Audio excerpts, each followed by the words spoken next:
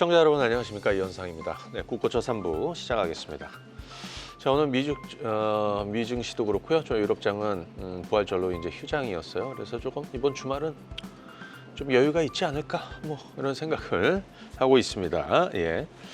자, 그래서 오늘 국고처 3부는 이제 미국 시장 얘기 먼저 하도록 할 건데, 우선 미국 시장 간밤에 뭐 휴장이었으니까 한 주 동안에 미중 무역 전쟁, 제가 이제 지난 주말에 2라운드가 시작된다라는 말씀을 좀 드렸잖아요. 그래서 그 부분을 좀 정리를 좀 드리고 다음으로 좀 넘어가 보도록 하겠습니다. 워낙 말이 많이 변하고 나오는 내용도 너무 많아서 여러분들도 다 정리할 수가 없을 것 같고, 저 역시도 기억나는 순으로 천천히 좀 말씀을 드려볼게요.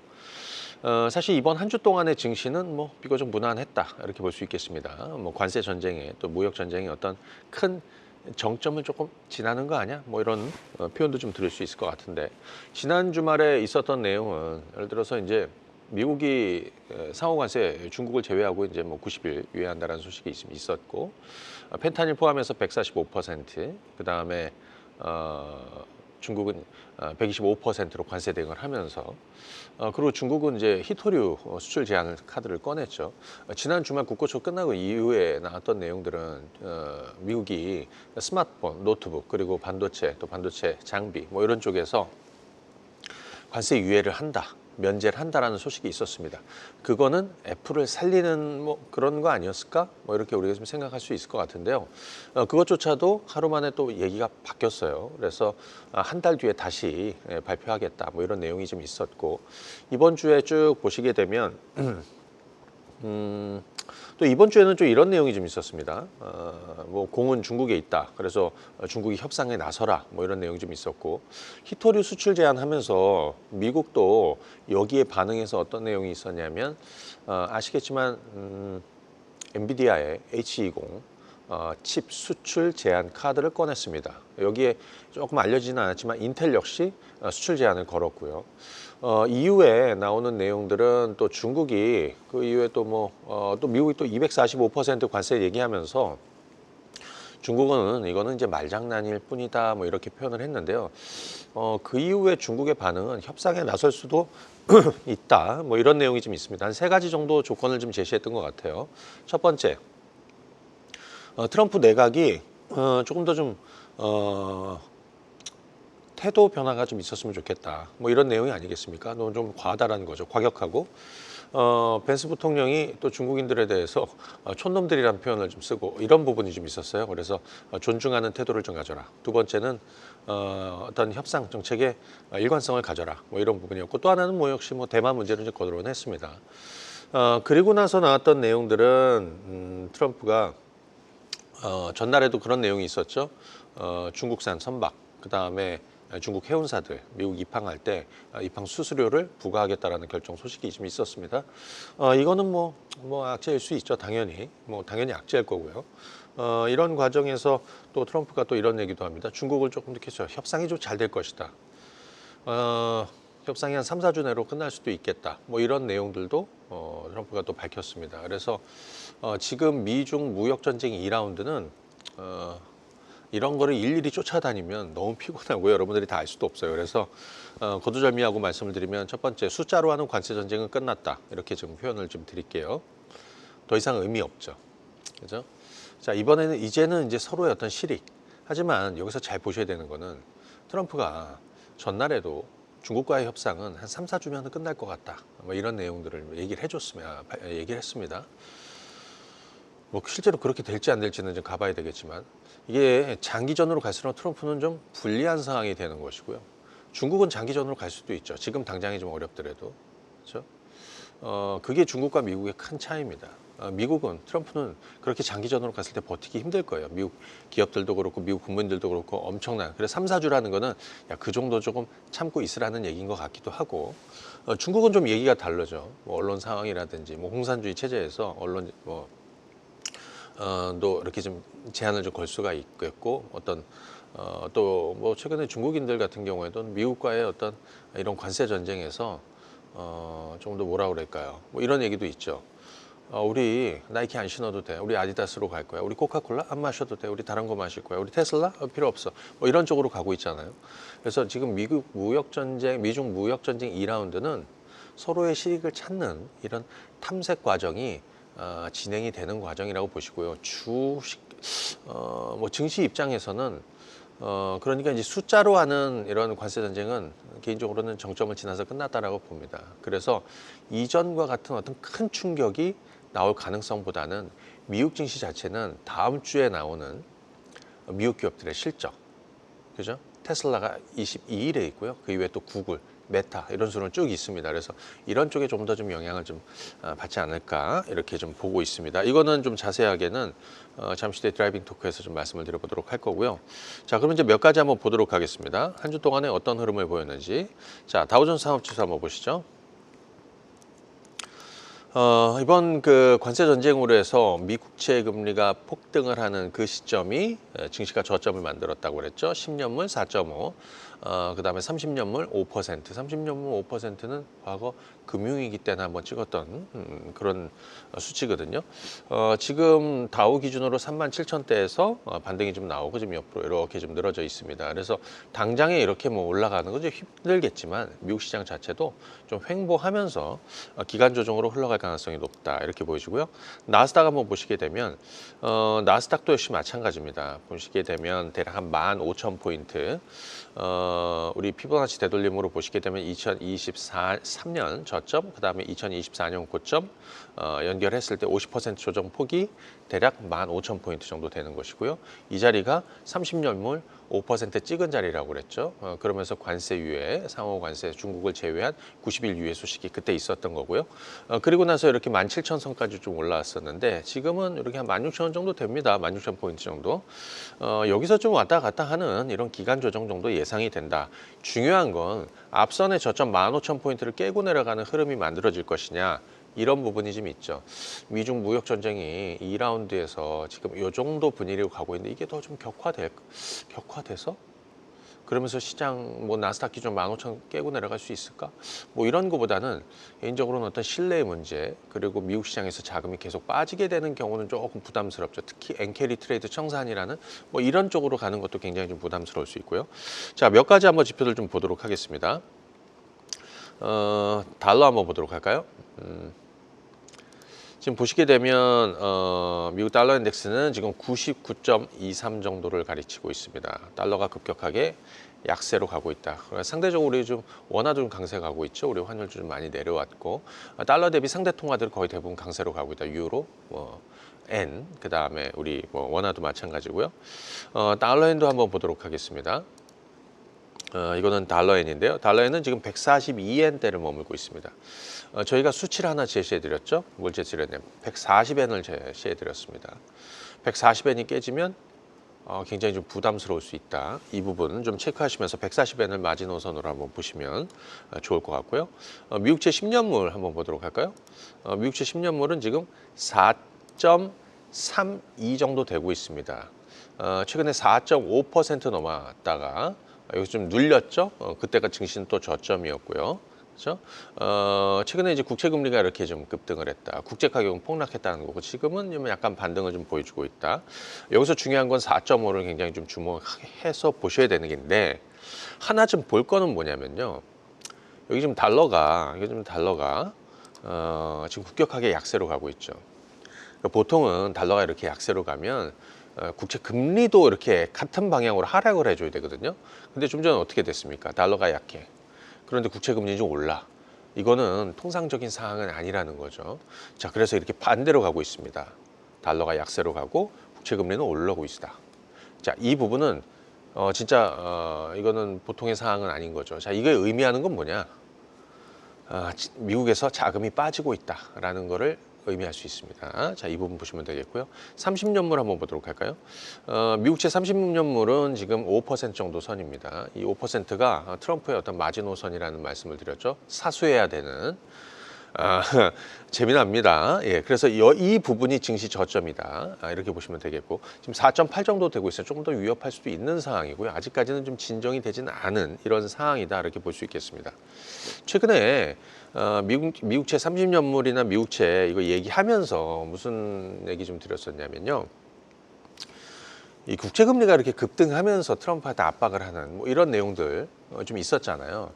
그러면서 이것이 뭐 헤지펀드의 뭐 베이시스 트레이드 청산 이런 부분도 좀 있었을 거고, 당연히 뭐 현금화하기 위해서 또 일본이 던졌느니 뭐 중국이 던졌느니 이런 부분 좀 있었는데, 저희가 지금 보니까 일본에서는 조금 매도가 좀 나온 것 같고요. 중국은 좀 아니라고 보여집니다. 근데 재미난 부분은 중국이 미국채를 좀 던질 것 같잖아요. 그렇지 않다라는 거예요. 그리고 지금 보시게 되면 미국채 뭐 전체에서 78%를 미국이 가지고 있죠. 그렇죠? 그리고 나머지 국가들이 가지고 있는데, 가장 많은 게 일본 1.1조 달러 정도, 그 다음에 중국이 0.8 정도, 0.8조 정도 달러 정도 된다라는 거죠. 그 이후에 영국, 그 다음에 룩셈부르크, 그 다음에 케이만 제도, 그 다음에 뭐 벨기에 이렇게 있는데, 재미난 거는 유로클리어라고 있어요. 이거 이제 벨기에의 어떤 결제 기구예요.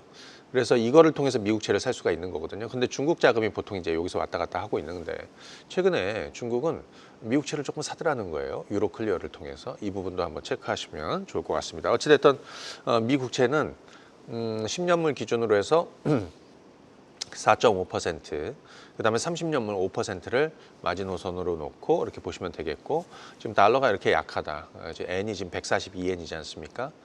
지금 140엔 정도를 깨고 내려가면 이제 부담스러워지는 거고요. 다행스럽게도 엔캐리 트레이드 청산이라는 이런 부분에 대해서 좀 청산 요건들이 여러 가지가 있는데, 그게 이제 미국채 10년물하고 일본 10년물하고 얼마나 붙었느냐, 또 3% 안쪽으로도 굉장히 부담스러운데 지금 좀 벌어져 있어요. 그러니까 아직까지 여유가 있다는 거죠. 그 부분은 제가 이제 계속해서 좀 이 시간 통해서 말씀드리겠습니다. 자, 미국 시장이 이렇게 좀 한번 시황을 보게 되면 미국 미중 1라운드에 대한 어떤 숫자로 싸움하는 그런 관세 정책은 정점은 지났다. 이렇게 보시면 좋을 것 같고요.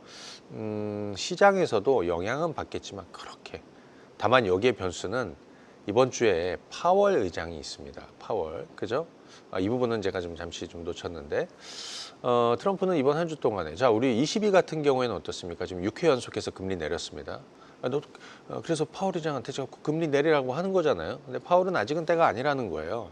그러다 보니까 지금 트럼프는 파월을 관두게 해야 된다, 탄핵해야 된다, 뭐 이런 얘기도 있습니다.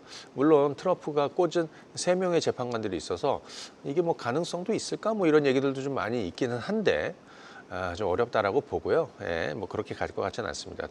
파월 의장은 아직은 좀 여유가 있으니까 조금 더 좀 지켜보자라는 그런 부분이 있습니다. 요거 하나 좀 체크하시면 되겠고요. 미국 주식들 좀 몇 가지 한번 봐드리도록 하겠습니다. 자, 미국 주식들 중에서는 첫 번째는 뭐 그래 우리 맨날 봤으니까 엔비디아 한번 볼까요? 네, 재미난 일이 있죠 이번 주. 네, 엔비디아가 자 이번 주에 710조 달러의 AI 인프라 투자 발표 소식이 있었습니다. 곧바로 백악관 대변인이 자 이거는 트럼프의 효과다라고 지켜 세우면서 박수를 쳐줬는데, 곧바로 그 이후에 트럼프는 엔비디아의 대중국 AI HEC 범용 AI 칩 수출 제한을 겁니다. 젠슨 왕이 엄청나게 뚜껑이 열렸을 것 같아요. 곧바로 중국으로 달려갔어요. 자, 어찌됐든 지금 엔비디아는 지난번에 말씀드린 대로 90달러 선 정도는 좀 지킬 것 같다. 당장에 이 가격에서 뭐 이 주식을 뭐 사야 되는 이런 건 아니고, 이거는 조금 지켜보는 쪽으로 보시면 좋을 것 같다, 이렇게 말씀을 드리고요. TSMC 한번 보도록 하겠습니다. 지난주에 뭐 그런 얘기 말씀을 드렸는데, 중국이 미국 반도체에 대해서는 웨이퍼 생산지를 원산지로 본다라는 거죠. 그죠? 그러면서 TSMC, 그 다음에 뭐 브로드컴도 그렇고 뭐 엔비디아도 그렇고 반등이 좀 있었는데, 아무튼 TSMC 주가는 지금 130에서 140달러 정도 저점을 좀 만들려는 이런 흐름입니다. 최근 기술주 라인에서 가장 주목되는 두 가지 회사가 있습니다. 하나는 TSMC고요. 실적 좋았죠. 그리고 미국 내에서는 수요가 워낙 주문이 많기 때문에 파운드리 가격을 30%나 인상한다는 소식도 있었습니다. 앞으로 이것이 어떻게 될 것이냐, TSMC 전망이 나쁘지 않다, 뭐 이렇게 좀 보고 있는데요. 또 하나는 뭐 테슬라가 될 겁니다. 자, 여기서 몇 가지 한번 보도록 하겠습니다. 제가 지난주에 우리 국고처 끝나고 드라이빙 토크에서 우리 그런 부분을 좀 당겼어요. 중국은 미국의 전략 자산 세 가지를 인질로 잡고 있다라는 거를 지난 주말 드라이빙 토크 끝나고 우리 영상으로 드라이빙 토크에서 진행을 하고 제가 그 쇼츠로 올려놨는데 하루 만에 조회수가 10만이 넘었더라고요. 그게 무슨 내용이었냐면 전략 자산 세 가지. 첫 번째 애플, 두 번째 테슬라, 세 번째 월마트. 애플의 생산의 95%를 중국에서 생산을 하더라는 거죠. 근데 이제 트럼프 관세 1기 때도 애플은 면제여서 상징적인 의미가 있어요. 그죠? 그 부분이 있고요. 두 번째는 테슬라입니다. 테슬라는 중국에서 40% 생산합니다. 그거 감당을 생산할 수가 없습니다. 진짜 휴머노이드 로봇 투입하지 않는 이상. 세 번째는 월마트입니다. 미국인들의 생필품 60%를 중국에서 만듭니다. 이거 감당할 수 있겠습니까? 트럼프 엄청난 압박을 받고 있을 거라고 생각합니다. 그래서 제가 볼 때는 미중 간의 협상이 한 3, 4주면 마무리될 수 있겠다라는 거를 던져놓은 거라고 생각을 합니다. 이거는 미국 국민들, 기업들에게도 던지는 내용이고요. 중국에도 던지는 거 아니겠습니까? 그죠? 뭐 이런 내용이다 보시면 좋을 것 같고 몇 가지 한번 볼까요? 테슬라부터 한번 볼까요? 테슬라 주가입니다. 테슬라 주가는 지금 200달러를 잘 지키고 있습니다. 여기서 중요한 건 다음 주입니다. 테슬라 실적 발표가 있습니다. 실적 잘 나올까요? 개판 아니겠습니까? 좋지 않을 거라고 봅니다. 앞으로도 조금 안 좋아질 수 있습니다. 그것도 중요한데 그것보다 더 중요한 건 일론 머스크가 뭐라고 하는지가 중요합니다. 제가 볼 때는 휴머노이드 로봇하고 자율주행 이 얘기 하지 않겠습니까? 오히려 실적 불확실성을 벗는 시점이 다음 주가 될 수도 있다는 거를 체크하시고 보시면 좋을 것 같고 그 다음은 애플이나 월마트. 자, 애플 한번 볼까? AAPL. 애플은 제가 지난주에 그런 말씀을 드렸어요. 야, 1년 동안 단 한 번도 애플 주식을 이 국고처에서는 저는 다루지 않았다라는 얘기 드렸죠. 아니 뭐 먹을 것도 없고 솔직히 뭐 220에서 230, 240달러 부근에서 뭐 먹을 게 없어요. 그런데 주가가 200달러 아래로 떨어지면서 180달러, 170달러 찍은 이런 상황들은 좀 얘기가 다르다는 거예요. 아니 애플은 지금 미중 무역 전쟁에 지금 핵심적으로 그 수면 위로 올라와서 지금 대표적으로 피해를 보고 있지 않습니까? 그거 당연하지 않습니까? 예. 근데 그거 아니면 주가가 170, 180 갈 일이 있겠습니까? 그죠? 자, 그런 관점으로 보는 게 좀 좋겠다라는 의견을 좀 드립니다. 애플은. 자, 나머지 미국 주식에 대해서는 잠시 뒤에 드라이빙 토크에서 진행을 하도록 하고요. 자, 이번에는 이제 국내 주식으로 한번 넘어가도록 하겠습니다. 요즘 여러분들은 뭐 국내 주식은 좀 어떤 것 같으세요? 요즘 국내 주식 전략을 제가 그렇게 드리고 있죠.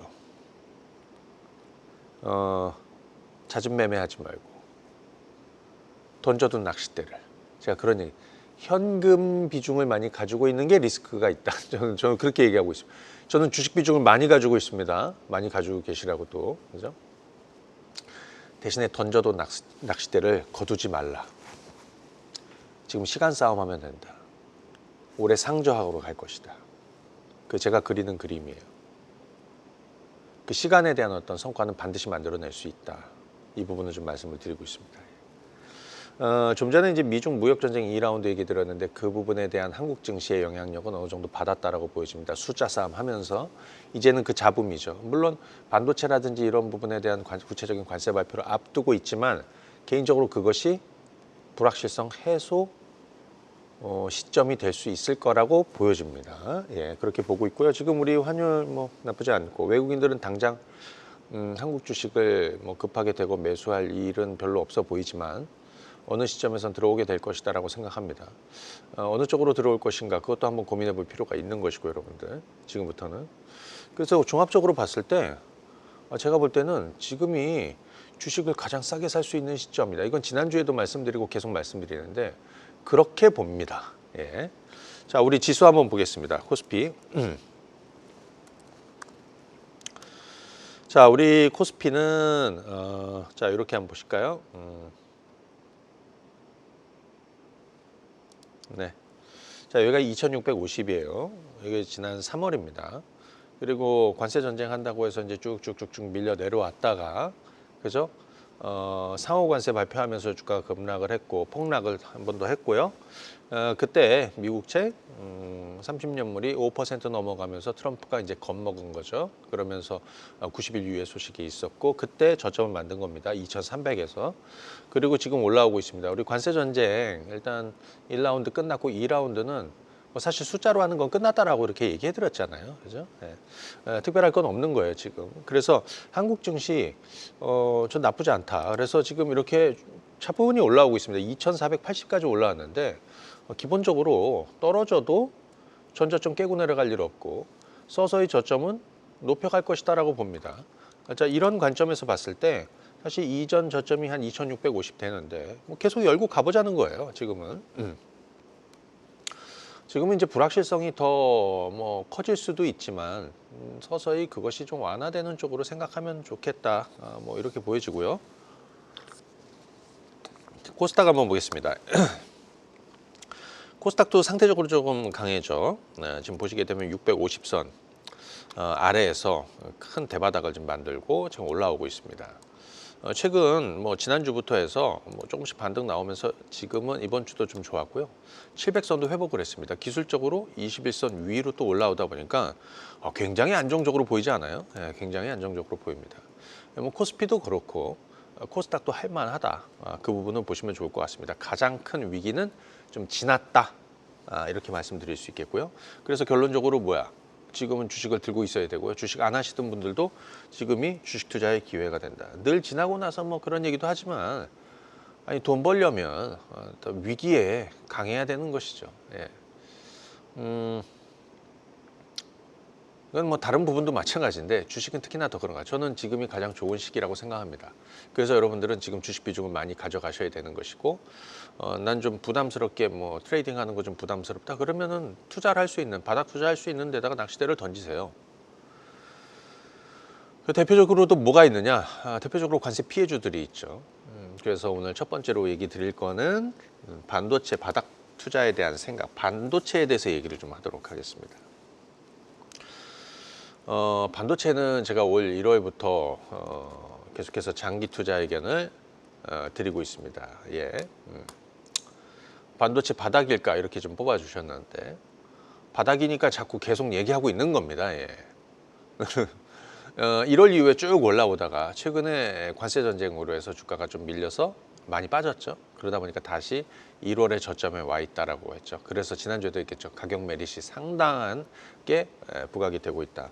사실 최근에 들어서는 반도체 업황도 좀 살아나고 있고 여러분들 아시겠지만 소위 레거시 쪽도 살아나고 있고 D램 가격도 오르고 있고 뭐 낸드 가격도 오르고 있고 가격도 오른다고 하고 그 다음에 뭐 HBM 수요도 뭐 계속 늘어나고 있습니다. 반도체 수요는 계속 늘어나죠. 근데 제조업체들 입장에서는 지금 관세 전쟁이다 뭐다 해가 불확실성이 있어요. 어떻게 수요는 많아지는데 공급 늘리겠습니까? 공급 많이 안 늘려요. 그러다 보니까 뭐 최근에 뭐 D램 쪽 같은 경우에도 가격이 오르고 있는 것이죠. 저는 이 부분이 어느 순간에 또 터질 거라고 보여집니다. 전체적으로 뭐 이런 부분을 좀 감안을 해서 뭐 여러 가지 요인을 말씀을 드렸지만 지금이 바닥이란 말씀을 드리고요. 삼성전자 한번 체크해 볼까요? 어제 삼성전자에 대해서 이러쿵저러쿵 한번 좀 얘기 좀 하면서 생각을 좀 해봤는데 삼성전자 지금 5만 원대. 제가 물론 삼성전자 5, 6, 7, 8 전략을 드렸습니다. 저는 삼성전자를 지난 3년 동안 몇 번 전략을 드렸어요. 큰 그림으로. 첫 번째 2023년 1월 장기 투자를 시작하시라고 그랬습니다. 그때가 얼마야? 5만 6천 원, 7천 원 정도 됐습니다. 그때 뭐라고 그랬죠? 1년 6개월 가져가시라고 그랬습니다. 삼성전자와 더불어서 SK 하이닉스를. 가장 큰 모멘텀은 뭐냐면 바닥을 알리는 신호였다라는 말씀을 드려요. 뭐였죠? 감산이었습니다.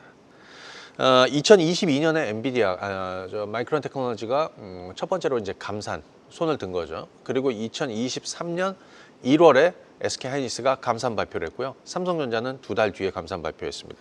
어찌됐든 1월이 바닥 투자를 시작하시라고 그랬고요. 거기서부터 1년 반. 참 아이러니하게도 정확히 맞았어요. 물론 작년 7월 달에 제 자랑은 아니지만 이때 10만 전자 간다라고 다 떠들 때 저는 삼성전자, SK하이닉스를 파시라고 얘기했습니다.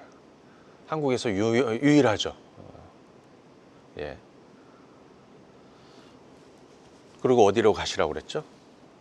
삼성 바이오로직스로 가시라고 그랬죠. 75만 원, 80만 원 아래로 100만 원 넘을 거니까 지금 삼성 바이오로직스는 뭐 계속 진행형이에요. 그리고 나서 지금 9개월이 정도 지났습니다.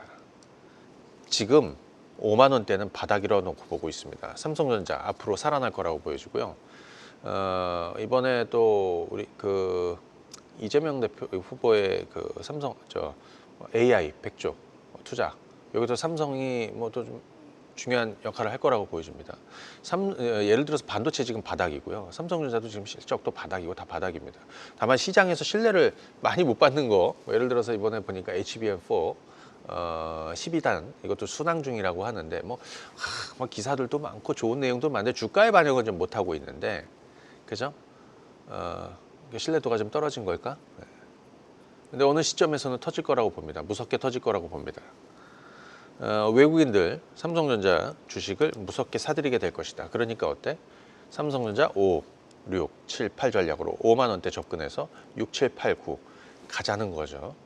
그러면 지금 반도체들은 전반적으로 다 바닥이에요. 자, 예를 들어서 오늘 몇 가지 얘기 드릴 텐데 SNS텍 먼저 한번 볼까요? 삼성 지분을 8% 가지고 있습니다. 삼성전자가 지분을 8% 가지고 있는 SNS텍.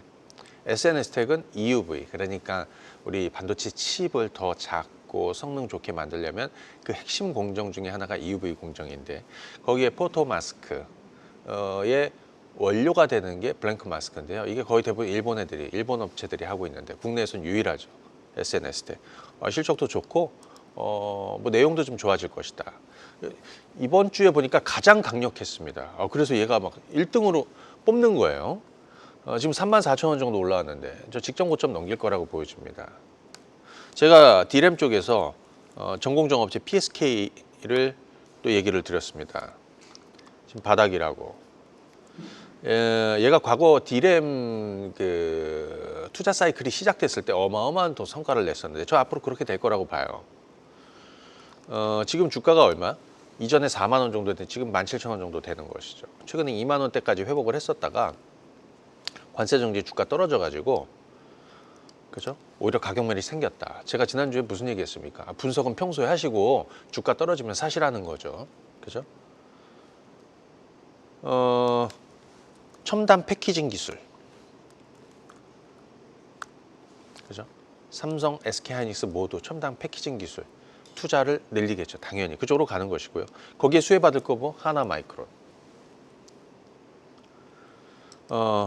뭐 저희가 평소에 분석은 다 했으니까 주가 떨어지면 관심 있게 보시면 됩니다. 이게 지금 10,000원대 있죠. 그죠? 그리고 또 하나 좀 볼 거 있어요. 오늘 드라이빙 토크에서 제가 할 거 DSP 핵심 종목들을 잠시 뒤에 드라이빙 토크에서 소개를 드릴 겁니다. 이번에 이재명 후보가 그 AI 100조 시대, 그래서 AI 3대 강국을 만들겠다. 물론 그분이 대통령이 될지 안 될지 모르겠지만 어찌됐든 그 부분에서도 저희가 좀 바라볼 거. 이거는 뭐 사실은 어떤 데이터 센터나 뭐 한국의 어떤 AI 시스템 이거 좀 우리 자체적으로 이제 만들어야 되는 거잖아요. 거기서 핵심적으로 PR을 한 것 중에 뭐냐면 DSP. 예. 핵심 종목들 잠시 뒤에 네. 제가 드라이빙 토크에서 몇 가지 종목군들을 좀 추려서 말씀을 드리겠습니다. 예, 그거 잠시 뒤에 뵙고요. 자, 그 다음에 두 번째로 얘기할 거는 엔터주 얘기를 좀 한번 하고 싶습니다. 예, 엔터주. 엔터주. 지금 엔터주 장기 투자에 대한 제 생각 뭐 이렇게 좀 해놨는데 엔터주 처음 얘기한 건 아니죠. 작년 10월 달에 처음으로 제가 자 이제 엔터 종목군들이 장기 턴어라운드를 시작한다. 올해까지 길게 가야 된다. 지금 진행 중이죠. 많이 올랐어요. 작년 10월, 11월 대비해서. 여러 가지 내용들이 있습니다. 예, 실적도 그렇고 뭐 한한령 해제도 그렇고 최근에 이제 뭐 중국 한한령 해제 기대감은 상당합니다. 호미들이라고 있죠. 3인조 래퍼가 우한에서 8년 만에 또 공연을 한다는 소식도 있고요. 뭐 여러 얘기들이 있습니다. K 콘텐츠에 뭐 투자도 많이 할 것이다. 이건 뭐 대통령 후보들이 당연히 얘기할 것이고, 그렇죠? 그다음에 핵심 아티스트들이 올해 다 활동 재개하고, 그렇죠? 그래서 좀 돌고 있습니다. 지금 계속해서 진행형이라고 보인다. 몇 가지 한번 보겠습니다. 첫 번째, 지난 주말에 가장 좋았던 주가는 YG 엔터입니다. YG 엔터. 개인적으로 블랙핑크나 아니면 빅뱅의 팬으로서 네, 관심이 많은데 작년 10월 달 주가가 4만 원이었습니다. 제가 그때부터 장기 투자 시작하시라고 했죠. 지금 얼마입니까? 네, 7만 원 조금 못 되고 있습니다. 직전 고점 넘길 수도 있습니다. 자, 블랙핑크가 이제 곧 이제 월드 투어를 시작하는데 거의 대부분 돔이나 스테디움에서 이제 진행을 한다. 이번 거의 한 회당 한 6만 명 정도 잡더라고요. 근데 평균 티켓 값이 28만 원 정도 잡더라고요. 그거를 지금 몇 회라고 그랬더라? 16회인가? 따져보니까 계산해보니까 2,800억 정도 돼요. 근데 그거를 횟수를 더 늘릴 수도 있고, 그죠? 어마어마합니다.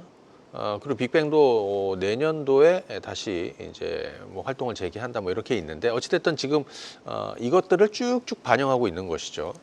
그래서 YG엔터 주가도 올해 최고치를 향해서 달려가게 될 것이다라고 봅니다. 뭐 SM도 그렇지만 그런데 상대적으로 YG엔터나 SM 대비해서 부진한 회사들이 있습니다. 뭐였죠? JYP나 하이브. 자, JYP 볼까요?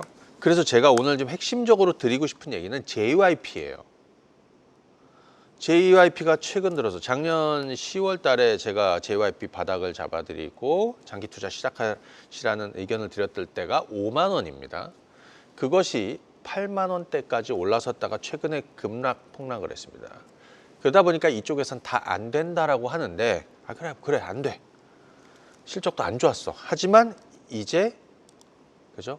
실적 개선 기대감들이 이제 서서히 살아날 시점이 됐다. 저는 이번 주에 바닥 쳤다라고 봅니다. 8만 원대는 사고 싶었는데 6만 원대는 못 사냐? 그렇죠? 네, 올해 상저하고로 갑니다. 핵심 소속 아티스트들의 활동도 이제 수면 위로 올라옵니다. 그래서 이번 이 가격 메릿을 놓치면 안 되겠다. 쫄지 말자. 네, 뭐 이렇게 얘기하고요. 하이브는 BTS 완전체를 보면서 계속 가는 전략이 맞겠다 싶습니다. 21, 22, 23은 뭐 다 좋은 자리다 이렇게 말씀을 드리고요. 자, 세 번째는 뭘까요? 야, 이거는 정말 제가 2018년도에 정말 거품을 물고 얘기해가지고 어마어마한 성과들을 냈었는데 제가 지난주에 팁을 드렸죠. 저희 이제 남북 경협주 얘기를 시작할 거라고 그러면서 제가 현대 엘리베이 남북 경협주들에 대한 이거 뭐 관심 있는 분들에 대해서 좀 말씀을 드려보겠습니다. 남북 경협주 원래 이쪽에 좀 관심이 좀 많고 자 2018년도에 남북 경협주들은 바닥을 쳤어요. 기대감에 북핵 협상 기대감 이걸로 주가가 어마어마하게 몇 배씩 다 올랐습니다. 작은 것들은 더 많이 올랐고요. 그때 시그널은 2018년도 우리 2월 초에 있었던 평창 동계올림픽 여기에 김여정 부부장이 참석한다라는 이런 게 1월에 알려지면서 제가 그때 그 포인트가 바닥을 잡아야 되는 시그널이다. 그 전에는 뭐 전쟁한다 뭐 이런 얘기들 많았잖아요. 자, 뭐 거두절미하고 이렇게 제가 한번 여러분들 질문해 드릴까? 앞으로 벌어질 일. 북한이 김정은 위원장이 트럼프 대통령을 위해서 ICBM을 쏘는 날이 올까요? 네. 올까요, 여러분들? 네. 그게 악재일까요? 네. 올 수 있다라고 생각합니다. 예. 지금 미국은 어찌됐든 트럼프 대통령이 지난번 하노이에서 결렬된 이후에 굉장히 후회를 많이 하는데 그때는 어쩔 수 없었어요. 뭐 청문회도 있었고, 그죠? 그 옆에는 정말 그 볼턴 보좌관이라는 정말 뭐 깨질 수밖에 없었던 이런 상황인데 정말 후회를 많이 하고 있다라고 그러죠. 저는 트럼프 대통령이 북핵 협상에 적극적으로 나설 것이다라고 생각합니다. 어느 시점에서는 그게 외부적으로 봤을 때 또 대내적으로 봤을 때는 어찌됐든 우리는 이제 대선을 앞두고 있습니다. 대선 후보들의 어떤 토론 통해서 대북 정책, 남북 간의 어떤 이 대북 정책에 대한 내용들도 지금보다 이전 정부보다는 조금 더 완화된 내용들이 나오지 않을까 기대감을 가질 수 있는 내용이 되겠죠. 지금 무역 전쟁 벌통을 건드려 놨다라고 하는데 지금 트럼프 대통령의 입지가 미국 내에서도 엄청나게 미국민들이 지금 탄핵을 외치고 있습니다. 중소자영업자들이라든지 중소업자들이라든지 이런 분들이 엄청난 사람들이 지금 트럼프 대통령 지지하다가 60%가 다 돌아섰다라고 그래요. 어찌됐든 미중 무역 전쟁 진행하면서 분명히 이 부분을 좀 이용하지 않을까. 개인적으로 김정은요, 저 같으면 한방 쏴주겠습니다. ICBM 왜? 긴장을 좀 끌어서 그거 해결할 수 있는 사람 누구야? 트럼프 대통령. 예, 뭐 이렇게 되는 거죠. 자, 이 부분은 차차 자세히 좀 얘기하기로 하고 제가 현대일리베이 지난주에 말씀을 드렸죠. 그리고 나머지 종목군들을 드라이빙 토크에서 말씀드린다고 했는데 그 종목군들 한번 보겠습니다. 지난 주말에 그 현대일리베이가 10% 넘게 오르면서 6만 원을 회복을 했습니다.